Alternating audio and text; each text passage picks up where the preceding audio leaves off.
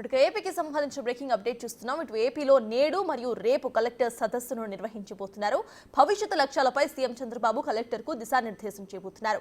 6 నెలల్లో ఎన్డీఏ ప్రభుత్వం చేసిన అభివృద్ధి సంక్షేమ కార్యక్రమాలు, ఇక స్వర్ణాంధ్ర విజన్ 2047 డాక్యుమెంట్, కొత్తగా తీసుకువచ్చిన పాలసీల అమలుపై దిశానిర్దేశం చేయబోతున్నారు చంద్రబాబు. రాబోతున్న 4.5 ఏళ్లలో ఎలాంటి లక్ష్యాలను ఉండాలో, ఆ లక్ష్యాలతో ఎలా పనిచేయాలి అన్న దానిపై కూడా కలెక్టర్స్లో చంద్రబాబు చర్చిస్తారు.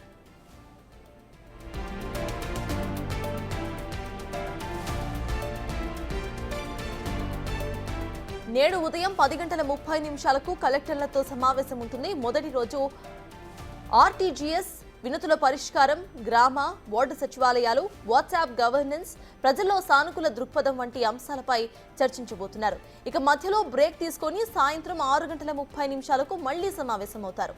ఆ సమయంలో రాష్ట్రంలోని శాంతి భద్రతలపై చర్చిస్తారు. ఇక రేపు కూడా పలు అంశాలపై కలెక్టర్స్తో సమీక్షిస్తారు సీఎం.